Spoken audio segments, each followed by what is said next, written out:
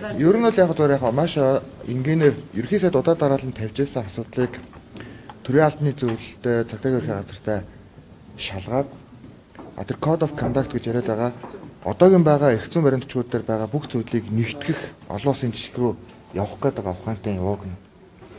Тэгээд ингээд гарангууд сэтгүүлчдийн мундагтааж олоод авсан юм биш үү тэр чинь хамтарсан шалгалтаар явж байгаа юм асуудал болчоод тэгээ одоо болохоор нөгөөх нь ингээд буруу ойлгогдоод бараг буцаж энэ асуудлыг тавьсан илрүүлсэн нь өөрөө гал болоод ийм нөхцөл байдлаар ингээд орчоод байгаа байхгүй.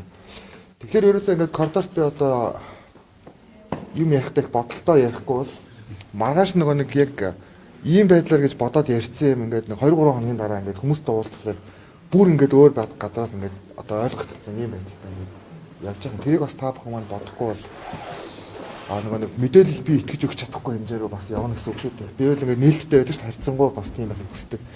Тэгэхээр та нар маань агуулгыг нь ялангуяа энэ гарчгаа огт яриаггүй юм ингээд гарчиг болгоод сошиал дээр тавьчихын. Тэгээ нөгөөх нь ингээд сошиал бас бүтэн ингээд үзэхгүй тэгээ ингээд ер нь зүгээр олон улсын жишг цэцлэх гээд байгаа юм угаасаа тийм журам байх журам байгаа юм. Би одоо сайн дахиад одоо харин таваад энэ олон улсын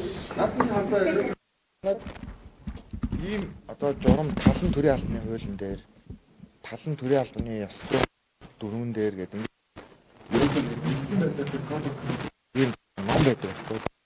Тэгэхээр тэрийг та нар эхлээд интернет руу ч юм уу ороод онд ороод байгаа ойлгоно.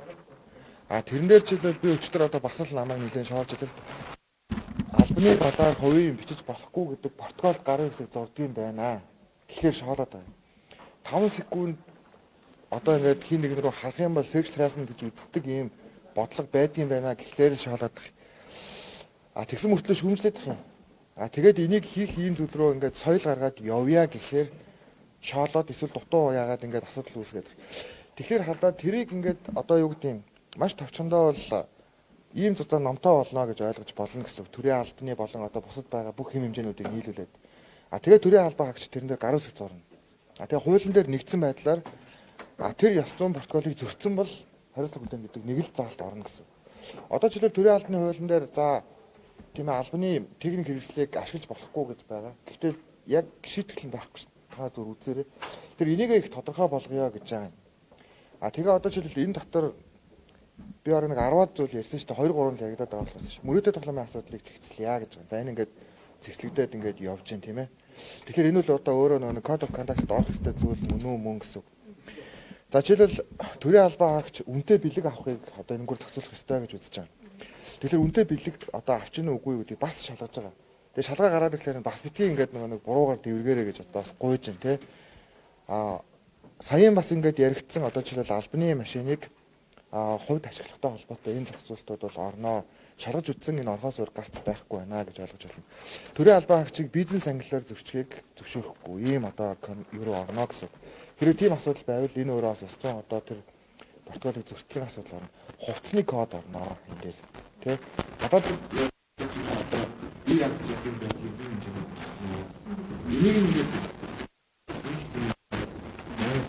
нэг нам болно гэсэн.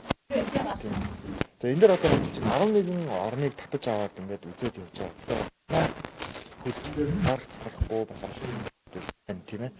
Тэгэхээр Азийн орнуудыг бас авч үзэж байгаа. Герман бусад орнуудыг авч үзэж байгаа. Төслөг олон улсын байгууллага жишээлбэл Үндэсний байгууллага, Азийн хөгжлийн банк гэдэг бусад олон улсын байгууллага ч гэсэн яг ийм л одоо протоколтой энэ протоколоор зохицуулж байгаа. Тэрэн дээр жишээлбэл одоо зарим олон улсын байгууллага, зарим төрийн албан дээр байна. Жишээлбэл одоо албаны балаар хувийн бичиж болохгүй. Тэгэхээр энэ дээр жишээлбэл ингээд нэг шоолоод байхаас илүүтэйгээр энэ нөгөөний тэрийг хянах боломжгүй зүйл. Гэхдээ тийм итгэл үнэмшилтэйгээр нийтийн албанд зүтгэх нь чухал юм а гэдгийг л төрийн албаныхаа хүндэл толгоонд нь оруулж өгд юм байна л да. Тэгээд одоо манайхаар бол удирдлагын актемд сургалт оруулж өгнө гэсэн. Тэгсэн хүн жишээлбэл хувийнхаа одоо машин тийм машинаар хүүхдэд зөөх үү?